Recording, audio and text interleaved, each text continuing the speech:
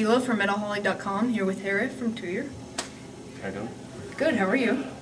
Fine, thanks. How is this tour going so far? Quite well. It has its issues like any tour, but generally quite good. This is your third North American tour? Yes. How has the audience changed? Like, have you noticed an expansion in the fan base since the first time Oh yeah, around? definitely. I would say that the crowd reaction is getting better and better. People know the songs better. And there's more people turning out, and we sell more merch. It's all good. That's a great thing, definitely. What would you say are the best and worst things about being on tour? It depends on where you are on tour. The worst thing about, for example, touring in the US are the lack of proper backstages, showers, laundry facilities, and food. In the US, I'm afraid it sucks. However, the venues are big in the US. People are nice, crowds are big. Whereas in Germany, it can often be the other way around, and other places in Europe, the backstages are really good. The showers, laundry, good food, but not always so many people. With the new album by the Light of the Northern Star, I've noticed that it's a little less progressive than, for example, the previous Land with 16-minute songs and stuff. What caused you to go in that direction of songwriting? When we released the Ragnarok album, we got a lot of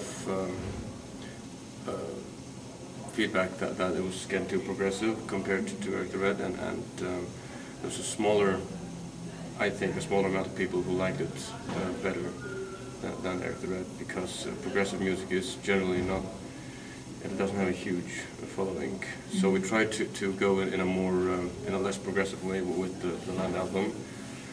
But it sort of went the wrong way. I would have to say it failed in a way.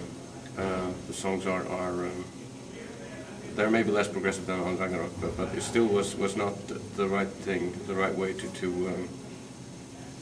how shall I say, hit a broader fan base. So we tried a different direction with this album, more evenly lengthened songs. They're all around 5 minutes, and a more how shall I say, maybe a more uniform style of songwriting.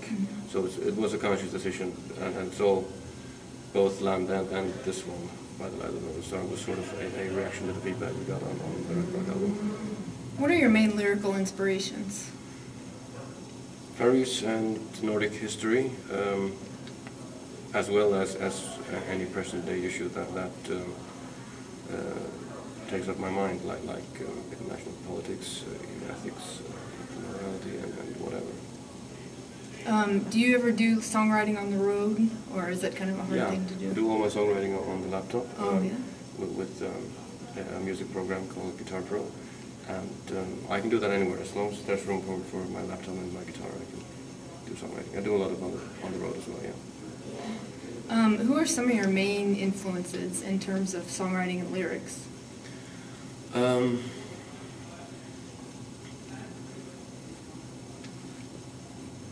I would say Amon Amarth is a huge inspiration.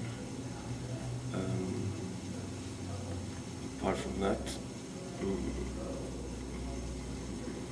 it's hard to pin down, but Pink Floyd always inspired me greatly. Black Sabbath, and a lot of non-metal stuff as well, which I may jeopardize my metal career by mentioning here. All right. Well, the folk influence along with the metal is something that's very interesting and unique with this band. And I noticed that you're doing another side project, Heri Joensen. I'm not sure how to pronounce it. Okay. What is that going to be like? It's progressive, a bit faster, more progressive than Toyres at the moment, at least. It's more complex songwriting with 3 guitar players, two other guitar players along with myself, and a drummer and a bass player. So there is instrumentation to do more complex music, which it is. It's quite a bit more complexly composed. I suppose you'd call it progressive pagan folk metal or something like that. But it's not very aggressive. It's very classical in a way. Interesting. Like, who are some of your favorite bands that have recently come out in the last couple of years? I'm not one to keep up with new bands and new music, but so I don't know any really new bands. There's one Norwegian band I heard their debut release a few months ago called Glitter Tint, which I like.